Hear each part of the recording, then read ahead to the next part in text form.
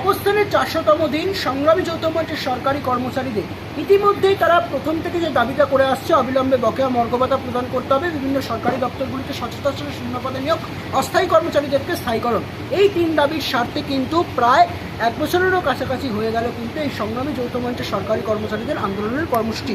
এমত অবস্থায় দাঁড়িয়ে তারা যখন ডিএটা পাচ্ছেন না এবং ডিএর পাশাপাশি আরও যে 2টি দাবি রয়েছে সেই 2টি দাবিকে তারা যখন পাচ্ছেন না, এমত অবস্থায় দাঁড়িয়ে কিন্তু আজকে প্রধানমন্ত্রীর বঙ্গ সফর, এই বঙ্গ সফরে কিন্তু প্রধানমন্ত্রী রাত্রিযাপন করতে চলেছেন আজকে রাজভবনে। 100 মিটার দূরত্বেই কিন্তু রয়েছে এই শহীদ মিনারের পারদের, সেখানে কিনা অবস্থান বিক্ষোভ করছেন সংগ্রামী যৌথ মঞ্চ, অর্থাৎ এ রাজ্যের রাজ্য সরকারি কর্মচারীরা। ইতিমধ্যেই কিন্তু ঠিক বিকাল 4টের মধ্যে তাদেরকে একটি হুমকি দেওয়া হলো যে কর্নেলের তরফ থেকে, যে মিলিটারি রয়েছেন তিনি দাবি করছেন যে 4টের মধ্যে তারা যদি মঞ্চ গুটিয়ে না ফেলেন তাহলে কিন্তু মঞ্চ ভেঙে দেওয়া হবে। বলপূর্বকভাবে এর আগেও একাধিক হুমকি দেওয়া হয়েছে মিলিটারির তরফ থেকে, কিন্তু সংগ্রামী যৌথ মঞ্চের রাজ্য সরকারি কর্মচারীরা তারা কোনোরকমভাবে এই হুমকিকে কোনো কাজে না লাগিয়ে তারা কিন্তু বরঞ্চ তাদের আরও প্রতিবাদের ভাষা তীব্র থেকে তীব্রতর করছেন। এমত অবস্থায় দেখাবো লাগাতার অনশনের কিন্তু 42তম দিন। এই মুহূর্তে শুভঙ্কর বাবু তিনিও কিন্তু এই লাগাতার অনশনের একজন অনশনকারী হিসাবে তার আন্দোলন করে চলেছেন। এমত অবস্থায় দাঁড়িয়ে এই যে হুমকি কিভাবে মনে করছেন সংগ্রামী যৌথ মঞ্চের সরকারি কর্মচারীরা, কথা বলে নেওয়ার চেষ্টা করব, একটু কথা বলে নেওয়ার চেষ্টা করি। এর আগেও একাধিকবার হুমকি এসছে, কিন্তু এমত অবস্থায় দাঁড়িয়ে আজকে প্রধানমন্ত্রীর এই যে বঙ্গ সফর, যেখানে কিনা তিনি রাত্রিযাপন করবেন আজকে রাজভবনে, 100 মিটার দূরত্বেই আপনারা এই ধর্মাবস্থান করছেন শহীদ মিনারের পাদদেশে, কি মনে হচ্ছে? প্রথম কথা আগে আপনার জানাই যে আমরা 100 মিটার থেকে রাজভবনের অনেক দূরে আছি। এগুলো শুধু একটা ইস্যু, যেন তেমন প্রকারের লোকসভা ভোট এখন সামনে আসছে।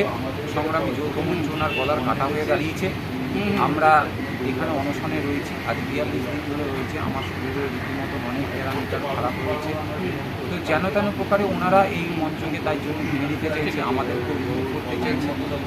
কোনো অর্ডার ওনারা আজকে দেখাতে পারেন আমাদের কাছে। আমরা তো বলেছি আমরা এমনিতেও প্যান্ডেল খোলা আমাদের রয়েছে, আপনারা দেখতে পারেন। আমরা আগের দিনও বলেছিল প্যান্ডেল খুলে দিতে, আমরা প্যান্ডেল খুলে দিচ্ছি। এর অর্ডার আমাদের এখানে স্টে করার আছে, তাই আমরা স্টে করছি এবং আমরা স্টে করবো। ওনাদের যা যা করার ওনারা করতে পারেন, ভেঙে দিতে পারেন। ঠিক আমরা এমনিতেও ওনারা অর্ধেক ছেড়েই দিয়েছে, আর নয় বাকিদিকে পুরোই মেরে দেবে। কারণ ঠিক অনুসরণ করার পরে সাহিত্যভাবে শরীরের কেমন অবস্থা হতে পারে, তারপরে আবার মেন্টালি প্রেশার দেওয়া, এটা একটা চক্রান্ত। ঠিক আমরা তার আমাদের শক্তি দিয়ে জবাব দেব। কিন্তু এর আগেও তো একাধিকবার আপনাদেরকে হুমকি পর্যন্ত দেওয়া হয়েছে এবং তারপরেই আপনারা কার্যত এই খোলা আকাশের নিচেই আপনাদের আন্দোলনটাকে আপনারা করে এগিয়ে নিতে চাইছেন। আর সেক্ষেত্রে দাঁড়িয়ে এই যে ফের হুমকি, 4টের মধ্যে যদি আপনারা মঞ্চ আপনাদেরকে না খালি করতে না খালি করেন, সেক্ষেত্রে দাঁড়িয়ে পরবর্তী কর্মসূচি আমরা এখানে শুয়ে রয়েছি, আমরা অবস্থান করছি, আমরা অবস্থান করবো। আমাদের কর্মসূচি যেমন চলার ওনারা আসছেন, ওনাদের নানা রকম কর্মসূচি নিয়ে ওনারা কোনো জায়গায় করেন, আমাদের এর মধ্যে কিছু করার নেই। ওনাদের যেটা ভালো বুঝবেন ওনারা সেটা করবেন, ওনারা যেটা ভালো বুঝবেন ওনারা সেটা করবেন, এমনটাই কিন্তু বলছেন এই অনশনকারী। আমি এই মুহূর্তে আরও কথা বলার চেষ্টা করবো।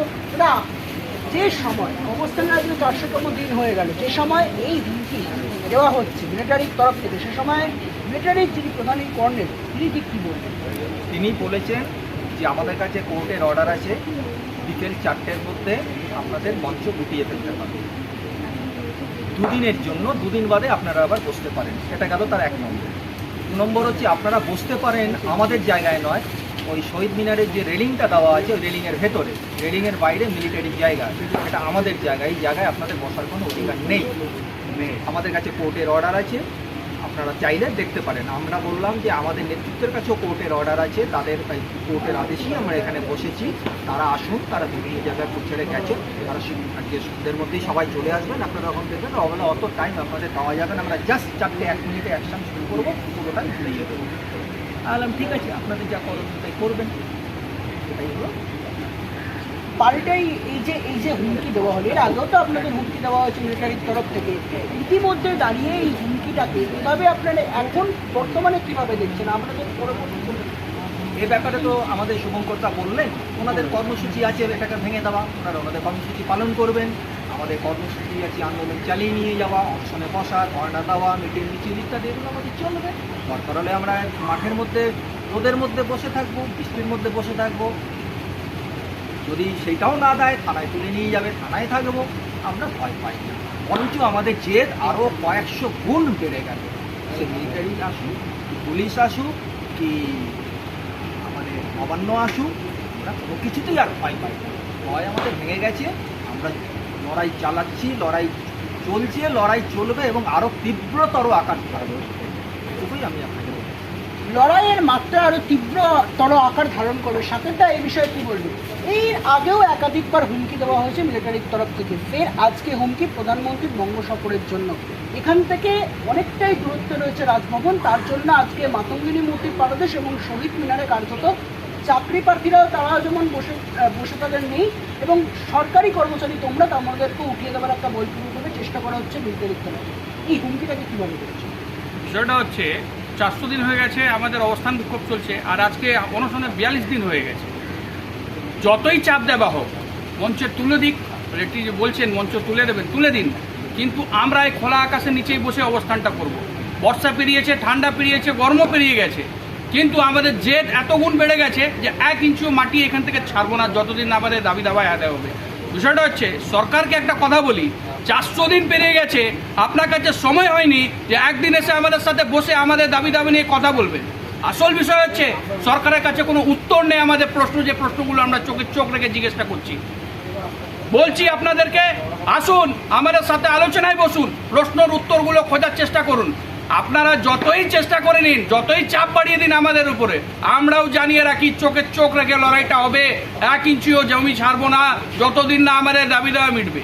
আর মিলিটারি বলছেন মঞ্চ তুলে দেবেন, তুলে দেবেন, আমরা খোলা আকাশের নিচেই বসে অবস্থান বিক্ষোভ চালাবো।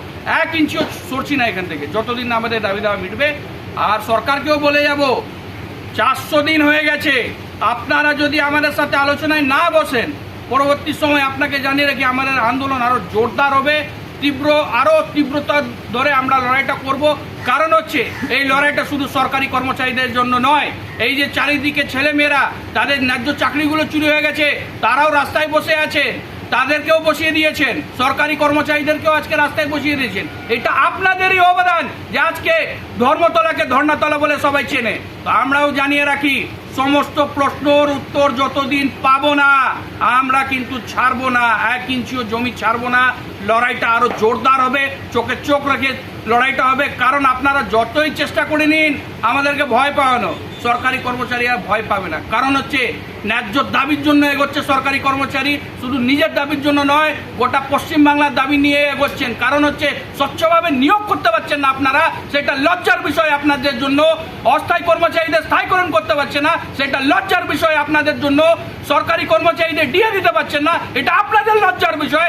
আপনাদের লজ্জা পাওয়া উচিত যে আজকে সরকারি কর্মচারীদের প্রতিবাদটা করতে হচ্ছে। লড়াই চলবে, চোখে চোখ রেখে লড়াইটা চলবে, আমরা চালিয়ে যাব লড়াইটা।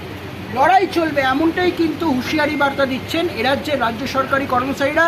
প্রায় বলাই বাহুল্য, মহামিছিলের আগে কিন্তু এরকমভাবে যে বলপূর্বকভাবে হুমকি দেওয়া হচ্ছে মিলিটারির তরফ থেকে, কোনো অংশেই ভয় পাচ্ছেন না সংগ্রামী যৌথ মঞ্চের সরকারি কর্মচারীরা। বরঞ্চ আজকে 4টের সময় যখন মিলিটারি ফোর্সরা তাদের ওপর যে বলপূর্বকভাবে অ্যাকশন নেবে, তার পরবর্তী ক্ষেত্রে কিন্তু সংগ্রামী যৌথ মঞ্চের সরকারি কর্মচারীরা এই খোলা আকাশের নিচেই তাদের আন্দোলনের ঝাঁজ, তাদের প্রতিবাদের ভাষা আরও তীব্র থেকে তীব্রতর করতে চাইছেন। পরবর্তী পরিস্থিতি কোন দিকে যায় সেদিকে থাকবে নজর রাখুন শুধুমাত্র ভিশন প্লাস নিউজে। শহীদ মিনারের বারান্দা থেকে বিদীপ্ত বিশ্বের report, vision plus news, Kolkata.